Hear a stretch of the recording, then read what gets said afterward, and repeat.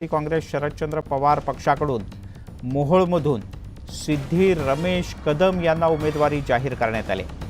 सिद्धी कदम या महाराष्ट्रातील सर्वात तरुण महिला उमेदवार ठरल्या असून त्यांचं वय अवघं 25 आहे। सिद्धी कदम या माजी आमदार रमेश कदम यांच्या कन्या आहेत। त्यांच्याशी संवाद साधलाय आमच्या प्रतिनिधी सुस्मिता भदाणे यांनी। खरं तर राजकारणामध्ये तरुण चेहऱ्यांची कमी आहे आणि यावेळेला आपण बघतोय की राष्ट्रवादी काँग्रेस पक्षाकडनं शरद पवारांच्या राष्ट्रवादीकडनं एका तरुण युवतीला संधी देण्यात आली आहे। 25 वर्ष पूर्ण असणारी ही तरुणी माझ्यासोबत आहेत। खरं तर तुझ्या नावाची ओळख आम्हाला 2019 मध्ये झालेली होती। तुझ्या ग्राउंडवरच्या कामानं तू सगळ्यांपर्यंत पोहोचली होती। सिद्धी, काय सांगशील, कशा पद्धतीनं नेतृत्व करणार आहेस? महिलांचं प्रतिनिधित्व आहे, अनेक गोरगरीब जनतेचं नेतृत्व तू करणार आहेस। तर पहिलं तर थँक्यू सो मच की 2019ला जेव्हा मी होते फील्डमध्ये तेव्हा तर 20 वर्षाची होती, आता 25 वर्षाची झाली आणि मास्टर्स केलं आहे मी विमेन एम्पॉवरमेंटमध्ये। तर जे शिक्षण घेतलं ते आता ग्राउंडला घेऊन जाण्याचा प्रयत्न करणार आणि आता माझ्या कॅन्डिडेटने पण एक एक्झाम्पल सेट झालं आहे की ओके, भरपूर यंग यूथ जे शिक्षित आहे ते पण विमेन आहे, त्यांना कॅन्डिडेटचं मिळतं आहे। तर भरपूर एक्सायटेड आहे। चॅलेंज तुझ्या समोर विद्यमान आमदार आहेत, ते तुझ्या वयाच्या दुप्पट तिप्पट वयाचे आहेत कदाचित, तर त्यांना शह देणं कठीण असणार आहे। काय स्ट्रॅटेजी असणार आहे? स्मार्ट प्लॅनिंग कशी असेल?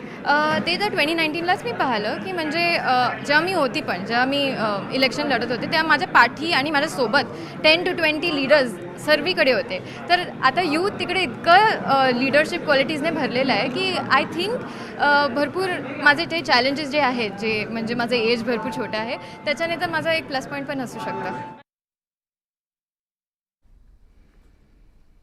यासोबतच बुलेटिनमध्ये घेऊयात एक छोटासा ब्रेक, पण एक ब्रेकिंग न्यूज हाती येते त्यावर आधी लक्ष टाकूयात। एक ब्रेकिंग न्यूज, माहीम दादर विधानसभा मतदारसंघात एक मोठी घडामोड। विद्यमान आमदार आणि शिवसेनेचे उमेदवार सदा सरवणकर यांनी वर्षा निवासस्थानी मुख्यमंत्री एकनाथ शिंदे आणि उपमुख्यमंत्री देवेंद्र फडणवीस यांची भेट घेतल्याचं कळतं। या क्षणाची मोठी बातमी, माहीम दादर विधानसभा मतदारसंघात शिंदे गटानं यापूर्वीच सध्याचे मावळते आमदार सदा सरवणकर यांनाच तिकीट दिलं आहे, पण इथूनच मनसेनं राज ठाकरे यांचे पुत्र अमित ठाकरे यांना सुद्धा मैदानात उतरवलं आहे। त्यामुळे महायुतीच्या नेत्यांमध्ये शिष्टाईचे प्रयत्न सुरू असल्याचं कळतं आणि त्याचाच एक भाग म्हणून सदा सरवणकर हे मुख्यमंत्री आणि उपमुख्यमंत्र्यांना भेटण्यासाठी त्यांच्या वर्षा या निवासस्थानी दाखल झाले आहेत। आणि एक मोठी बातमी हाती येते, बीडचे आमदार संदीप क्षीरसागर यांनी मराठा आंदोलक मनोज जरांगे यांची भेट घेतली आहे। क्षीरसागर यांनी मनोज जरांगे यांच्यासोबत बराच वेळ चर्चा केली। यावेळेला मी लपून छपून भेटायला आलो नाही, तर दिवसा उजेडी भेटायला आलो आहे असंही त्यांनी म्हटलं आहे। आरक्षणाच्या बद्दल मी सभागृहात मागणी केली होती असंही संदीप क्षीरसागर यांनी आवर्जून सांगितलं।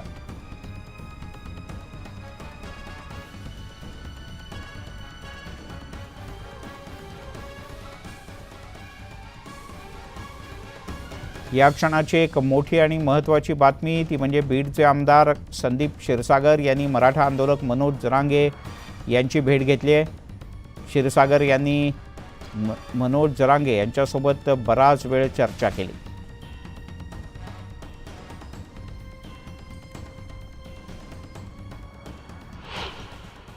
पक्षालाही बोलताना मी सांगितलं की मी स्पष्टपणे आरक्षणावरती भूमिका ही काही लपून छपून नाही आहे आणि मी आज सुद्धा दादांना भेटायला आलो।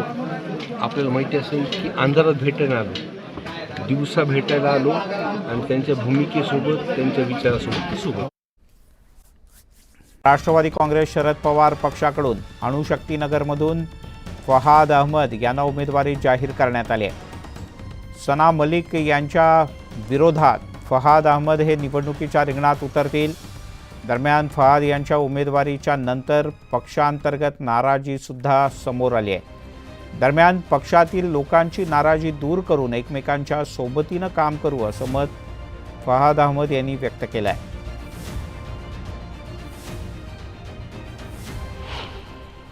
संकटाच्या काळामध्ये पवार साहेबांच्या सोबत राष्ट्रवादी काँग्रेस पार्टी वाढावी म्हणून जे कार्यकर्ते निष्ठेने उभं होते त्यांच्या मनामध्ये कुठे ना कुठे एक अपेक्षा होती की आपल्यापैकी संघटनेपैकी एखाद्या कार्यकर्त्याला ही संधी मिळावी. परंतु अर्धा तासपूर्वी कोणाच तरी पक्ष प्रवेश करून घ्यायचा, तोही समाजवादी पक्षाचा कार्यकर्ता, त्याचाही महाराष्ट्राशी काही संबंध नाही, फक्त एखाद्या हिरोईनचा तो नवरा आहे म्हणून जर त्याला पक्षात घेऊन अनुशक्तीनगर विधानसभेमध्ये संधी दिली असेल तर निश्चितपणे ते कोणालाही आवडणारं नाही आहे, दुर्भाग्यपूर्ण आहे. सर काय सांगाल, आज तुमची उमेदवारी जाहीर झालेली आहे. अनेक अर्थाने अनुशक्ती नगर हे सेंटर पॉइंटला होतं. नवाब मलिक यांच्या मुलीचं तुमच्यासमोर आव्हान असणार आहे. सना मलिक या तुमच्या विरोधात आहे. नहीं, देखिए, एक तो मैं आपसे ये विनती करता हूँ कि उनको नवाब मलिक की बेटी मत कहा करिए, उनको सना मलिक कहिए, क्योंकि एक व्यक्ति की अपनी पहचान होती है. हाँ, लेकिन वो अफसोस ये है कि वो खुद ही नवाब मलिक साहब के नाम पे चुनाव लड़ रही हैं. मैं उनको ये बोलना चाहता हूँ, नवाब मलिक साहब के नाम पे चुनाव मत लड़िए. उन्होंने 10 साल कुछ नहीं किया है. आप अपने नाम पे चुनाव लड़िए. फहाद अहमद अपने नाम पे चुनाव लड़ेगा. नवाब मलिक साहब ने वहाँ स्कूल नहीं बनाया, वहाँ कॉलेज नहीं बनाया, वहाँ स्किल सेंटर नहीं बनाया, वहाँ के लोगों को पानी की आज भी पीने का पानी नहीं है. हम मुंबई में हैं, मुंबई दुनिया की फाइनेंशियल कैपिटल है, आज पीने का पानी नहीं है. भारत नगर के हालात देखिए, विष्णुनगर के हालात देखिए, चीता कैंप के सड़कों के हालात देखिए. तो उनसे मेरा ये है कि उनको नवाब मलिक साहब के नाम पे चुनाव नहीं लड़ना चाहिए, उनको नुकसान होगा. खरं तर याच अनुशक्ती नगरमधनं इतरही अनेक राष्ट्रवादीतले जे जुने कार्यकर्ते आहेत, खंदे कार्यकर्ते, ते नाराज आहेत हे सुद्धा पाहायला मिळत आहे. तुमची उमेदवारी जाहीर झाली आणि अर्ध्या तासापूर्वी तुम्ही पक्षप्रवेश केला आणि उमेदवारी मिळाली म्हणून त्यांची नाराजगी आहे. त्यांना सोबत घेऊन जाणार का? देखिए, मेरी सब लोगों से जितने हम कैंडिडेट थे, हमने सबने एक दूसरे से बात की थी और ये कहा था कि पार्टी हाईकमान जो फैसला लेगा हम उसको मानेंगे. उनकी जो नाराज़गी है वो सराखों पे है. इसलिए सराखों पे है क्योंकि एनसीपी शरद पवार साहब की पार्टी लोकतांत्रिक पार्टी है और लोकतंत्र के अंदर हर किसी को अपना मत जो है व्यक्त करने का अधिकार है. वो अपने मत व्यक्त कर रहे हैं. 3 दिनों के बाद देखिएगा सारे लोग हम एक दूसरे का हाथ पकड़ के जो है चुनाव का प्रचार कर रहे होंगे. जर्नलिस्ट वसंतसह सुस्मिता भदाणे पाटील, न्यूज 18 लोकमत, मुंबई.